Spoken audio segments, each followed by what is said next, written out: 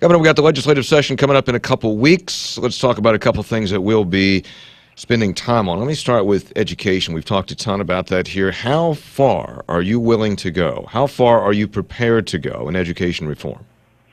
Well, yeah, I think that the mood is right now for education reform in the state, and we expect to have an aggressive proposal for reforming education in West Virginia.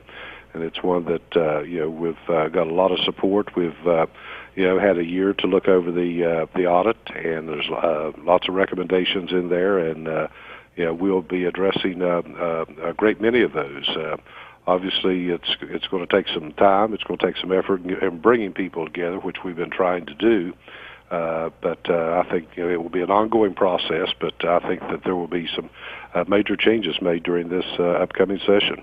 I won't ask you to reveal everything that I'm sure you're going to talk about in the State of the State address and in the budget. However, throw me a bone here. I mean, are you going to try to decentralize some of the authority and shift some of that back to the local boards who are frustrated? Are you going to have a tougher evaluation for teachers? Are you going to have anything like merit pay or locality pay, anything like that? Well, we're looking at all those options now. Obviously, the primary focus is on student outcome and to make sure that they're getting the kind of education they need. We will be looking at various hiring practices. We'll be looking at the local control and hopefully shifting some more of that control back to the local level rather than having one size fit all. We'll be talking about things like school calendars and those kind of things, but we're looking at all the options and the recommendations from the education audit. Governor, how are you talking with the leaders of the West Virginia Education Association and/or West Virginia Federation of Teachers, because they hold a fair amount of political sway? Are they on board with what you want to do? Well, we have had meetings with them, and we will continue to have meetings with them. And I think both those organizations, at least in my conversations, realize that changes need to be made. And we have said from the beginning we want them to be part of the discussions, be at the table, talking about what how we can improve our education system. So the answer is yes. We have had meetings and will continue to work with those two organizations, because I think they desire the same thing that the people of the state wants, and that's to have a better education system, better outcome for our students. They are, I'm sure, just as disappointed as a lot of people, when our students do not leave school with the kind of education or the kind of skills that they need to be productive. So, I think there's a lot of broad-based support this year for the changes that we'll be making. Yeah, the rub comes, of course, in how you get there, and that's where many of the differences crop up. Let me switch gears and talk about prisons, and the prison overcrowding issue has been talked about a lot. There's the report, the independent report, that says that West Virginia could save money in corrections if it did a better job of treating addicts going into prison while they're in prison and coming out of prison. What do you have in mind there? Well, absolutely. I mean, that was part of the recommendations from the Justice Reinvestment group that studied our overcrowding problem for the past year, and it's recommended we could probably save in the neighborhood of about $140 million a year, and then from that put about $25 or so million back into substance abuse treatment. And the other thing they were very high on was the evaluations of making sure that those people who are incarcerated are getting the kind of treatment, the kind of training they need to be ready to go back out into the public, to make sure that they have skills, to make sure that they follow up, to to be sure that they're not recommitting crimes that got them in there to start with. So, I think they have pointed out the areas where we're weak, and that's basically the follow-up and getting people properly equipped to go back into society. Will you have money in the budget for additional, will you put money in the budget for additional treatment, whether it's beds or outpatient treatment, for addicts who are in the correction system?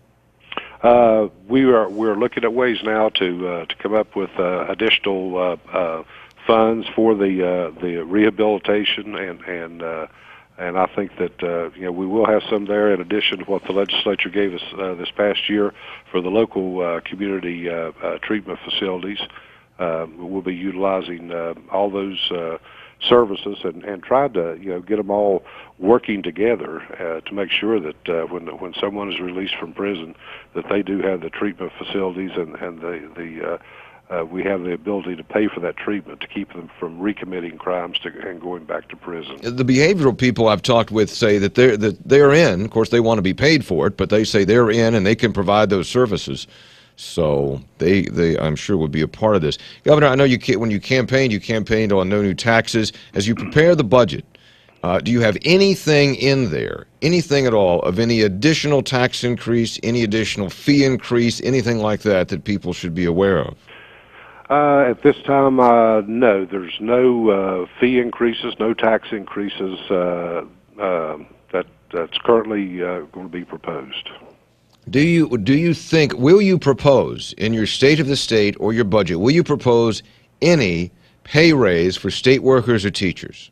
Hobby, that's going to be hard to do. Obviously, we've known that this upcoming budget's going to be one of the toughest ones we've had, and that's the reason I've asked all of the agencies, or most of the agencies, to cut their budget, cut their spending by 7.5%.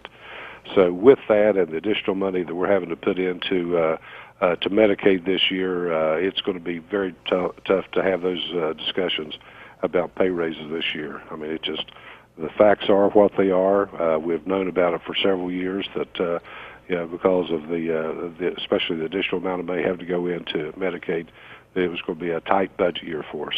That sounds like a no. Is that a no? And that's if we could find the money, there's nothing I'd rather do than give a pay raise. But obviously, when we got a tough year like this, we've got to make sure that the services that our people depend upon, are preserved and. We're not proposing cutting any jobs or anything like that, but it would be very difficult to try to manage a pay raise in a tight year like this. Governor, the Rainy Day Fund, and you and Manchin and others deserve credit for putting money in there and not spending every dime and not committing money to future bills to future generations and stockpiling some money. There's almost $1 billion in there, almost $1 billion. And almost every day or every week there's stories where different groups or advocacy groups say, why don't you just get some money out of the Rainy Day Fund for this? Or why don't you get some money out of the Rainy Day Fund for that? Why don't you? Well, let me just go back and say that, the Rainy Day Fund is one that I helped create several years ago. We never had anything like that in the state. And one of the reasons today that we continue to get our bond ratings upgraded is because of the Rainy Day Fund and the fact that we have not gone back in to rate it. And so, it's one of those things that we got money there available. If we have some natural disaster or something, we would have to go in. That's there for us. The bond rating agencies look very highly on that.